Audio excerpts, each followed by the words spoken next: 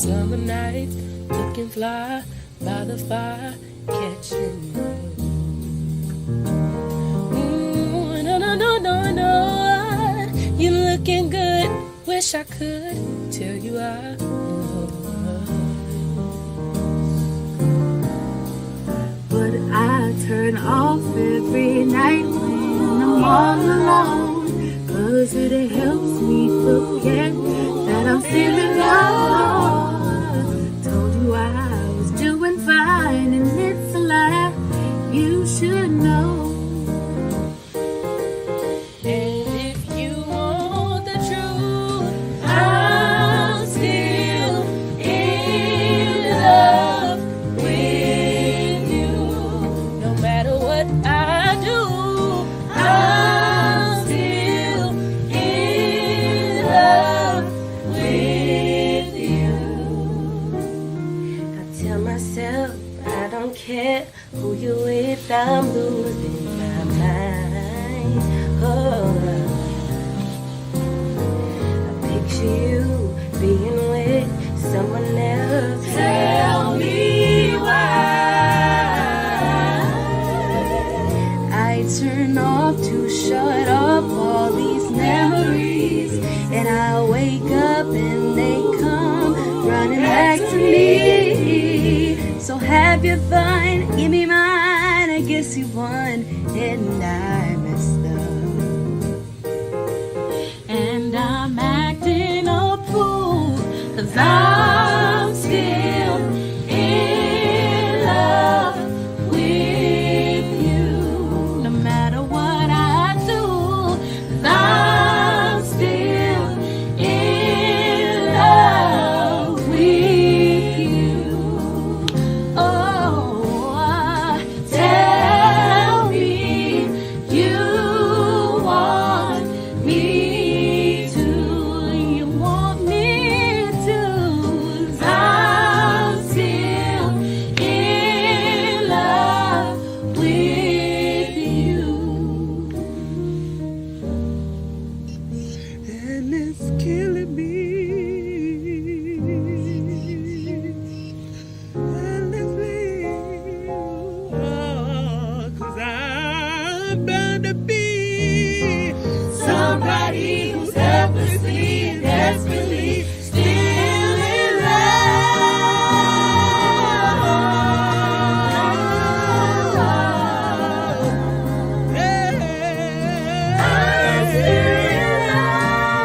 I'm still in love. Oh, tell me that you want me to. Oh, 'cause I'm still in love. I'm still in love with you.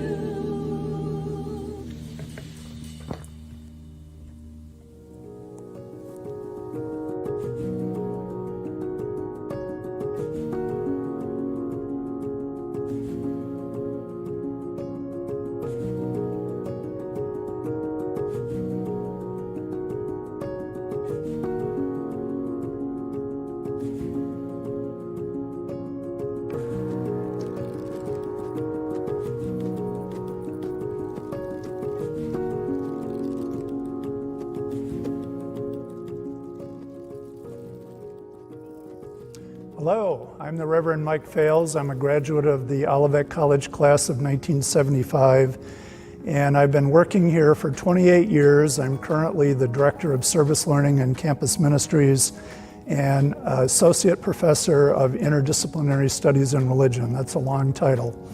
Happy homecoming to all of my fellow Olivetians. This may be the strangest homecoming you have ever not attended, but hang in there with me. We are all making history here. I am where you wish you could be right now on the Olivet College campus, and while I know all of you well enough to be sure you wish you could be where I am right now, I want you to know that all of us, the faculty, staff, students of Olivet College, wish you could be here as much or even more than you do yourself. Those magnificent oak trees in the college square are still here, mighty and tall, I promise they will still be here once COVID-19 is a well-deserved thing of the past. They will lie dormant until you come here again and we welcome you back. I had this incredible revelation a few days ago while I was trying to think of what I would share with you to commemorate our first virtual homecoming. This fall is the 49th anniversary of my freshman year here at Olivet College. And you know what? The mirror might tell me otherwise, but I don't feel 1 year older than I did when I started here at the age of 17. That fall, I was excited, nervous, apprehensive, hopeful, and every other emotion you could possibly bottle up inside a very skinny freshman boy. Whenever I take one of those introvert-extrovert tests, I always test right in the middle. After all of these years, I've come to realize that my personality requires that I take actions and reactions to both introvert and extrovert. That fall, I was pushing every extroverted impulse in my body with the hope that I would make some new friends and find new horizons here as an Olivet College student. Truthfully, that first month or so here didn't go so well. Maybe it was me trying to be someone that I wasn't, or maybe I just didn't connect with the right group of people. I distinctly remember I was feeling pretty desperate, and some old advice from somewhere reminded me to be proactive about making friends and not to sit around waiting for it to happen on its own. And as a direct result, I took a huge leap of faith and I knocked on the door of a guy who lived down the hall from me in Shippard Hall.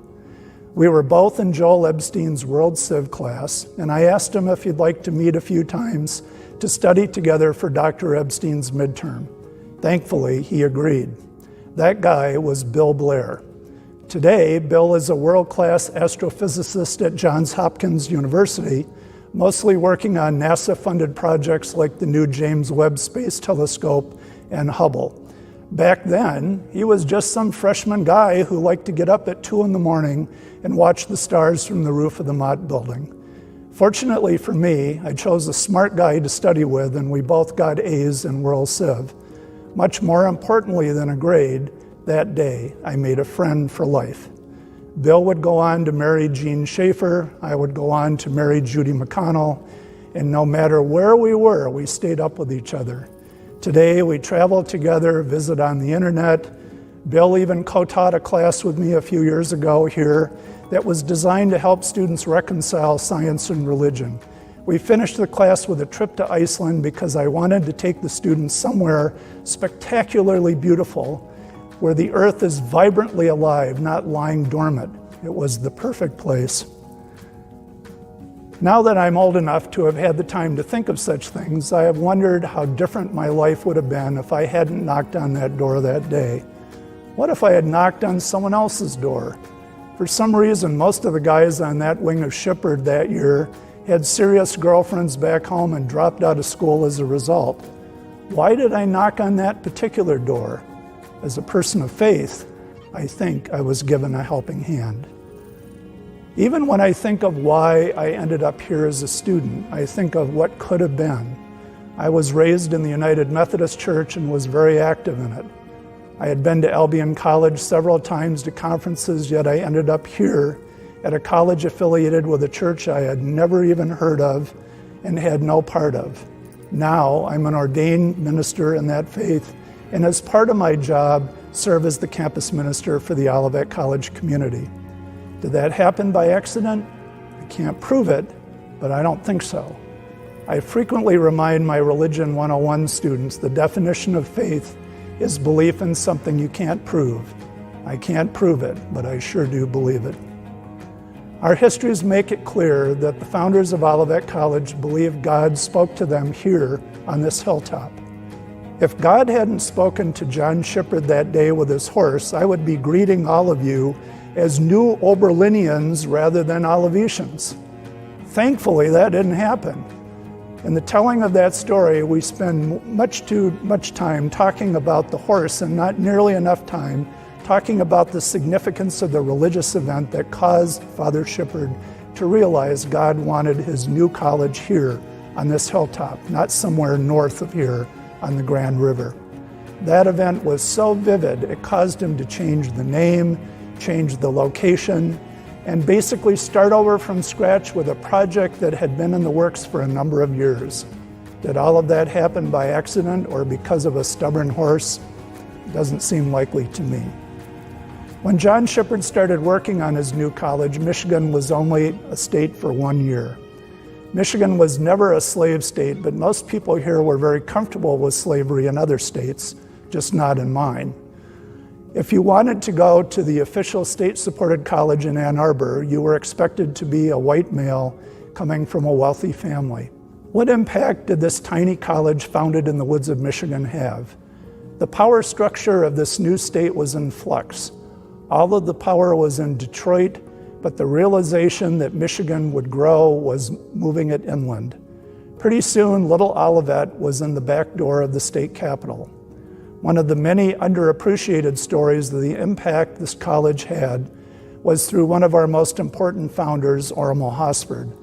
Hosford was our first professor teaching lessons by candlelight in a log cabin in December of 1844. By the 1860s, he was so highly thought of, he was appointed as the first Secretary of Education for the state of Michigan. The Hosfords were loud and proud of their anti-slavery and co-educational views. I think the state of Michigan wanted to move this new state in a forward direction. Imagine the influence his guidance had over the early formation of the educational plan of Michigan. Was it all an accident that a 23-year-old man graduated from seminary in Ohio and was immediately thrust into saving the vision of our deceased founder, and along with his wife would go on to give his life to this place and to his new home state? You know where I stand on that issue.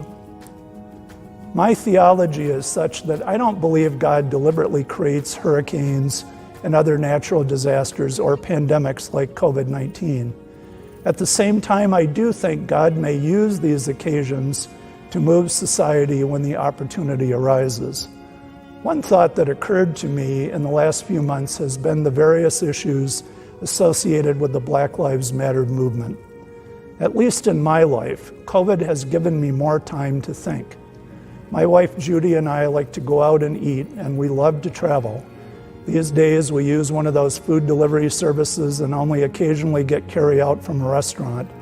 All of our travel plans are currently on hold. With that big chunk of my life currently out of the way, I have had much more time to think about the state of our country and our society. I have many former students who I am very close to who have gone to work as police throughout our nation. I have personally vouched for their integrity and helped them secure their positions. I know they are excellent police officers, and I certainly don't want to live in a world without police. But at the same time, I have come to realize the system as it currently stands is one of the great failures of our nation and our society. Racism in the police departments of this country has become the news headline of the moment. Not to lessen the importance of that issue, as it surely is a vital one, but I would like to remind all of us the major issue here is not just the police, it is systemic racism.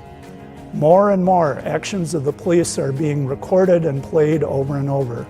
As horrible as those videos are, we need to be mindful of what we can't see.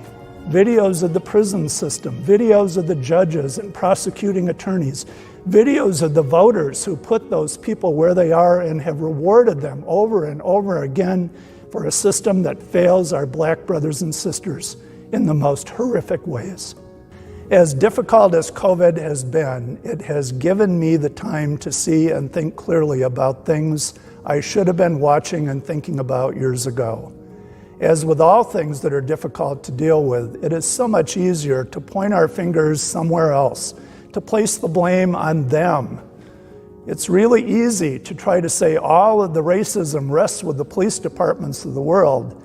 It is so much harder to place the blame right here with me. I am so proud of the students of Olivet College and their interest in social justice. More and more I see Black Lives Matter signs going up all over campus, not just because it is the issue of the moment, but because they genuinely care and want to change the system. I'm not a marketing guru, but I do have a suggestion for a new slogan for the college. Olivet College, where Black lives have mattered since 1844. At least it would be better than the one we had when I came here 49 years ago, which was Olivet for college. Not so great. So, my Olivetian brothers and sisters, we miss you, we love you, and we can't wait to welcome you back to this campus on a hilltop named for the Mount of Olives. Because I am a believer, I know that day will come. Until then, use this time to learn and grow and come together.